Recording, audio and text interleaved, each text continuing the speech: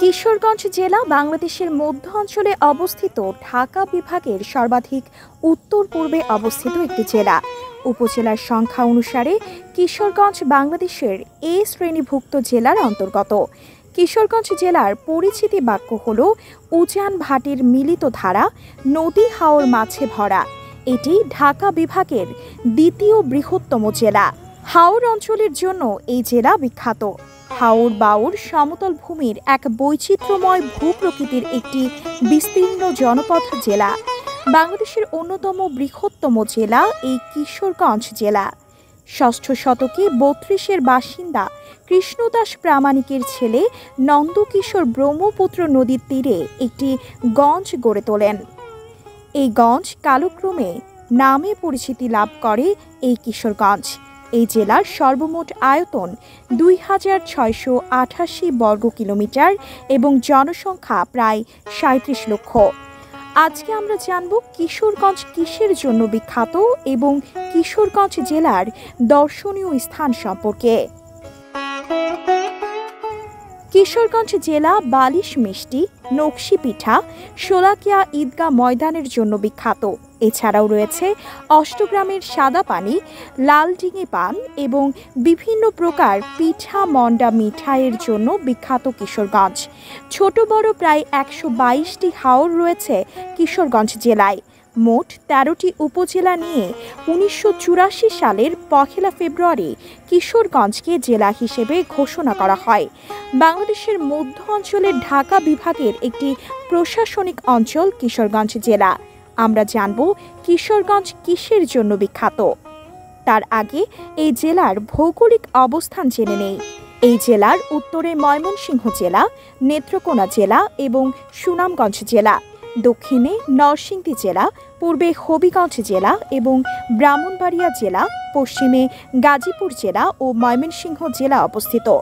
এবার জেনে নেওয়া যাক কিশোরগঞ্জ জেলার বিখ্যাত ব্যক্তি কারা। ১৮৬০ খ্রিস্টাব্দে কিশোরগঞ্জ মহকুমার জন্ম হয়। বর্তমান কিশোরগঞ্জ জেলা তৎকালীন জেআর হোসেন পরগনার অন্তর্ভুক্ত ছিল।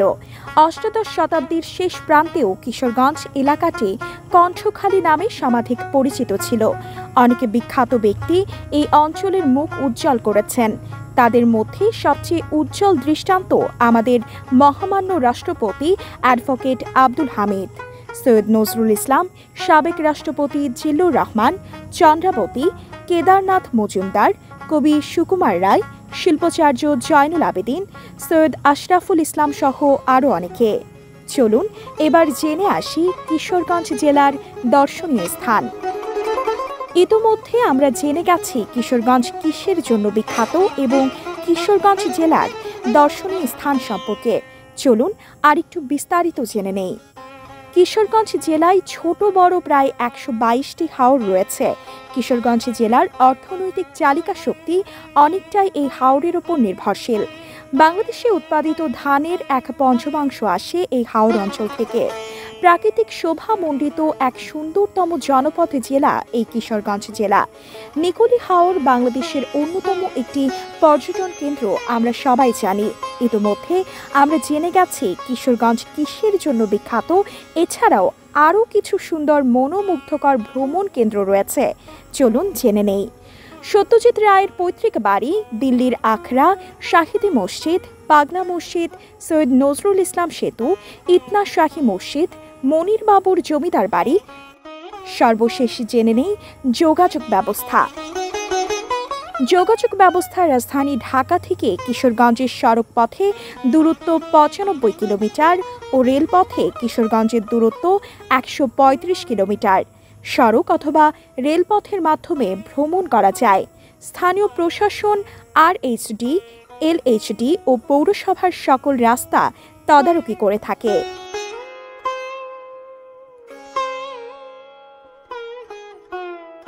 প্রিয় দর্শক, আজকের মতো এ পর্যন্ত। সবার আগে সকল খবর পেতে ভিজিট করুন নিউজ টিভি বাংলা ওয়েবসাইট। সেই সাথে চোখ রাখুন নিউজ টিভি বাংলা ফেসবুক পেজে।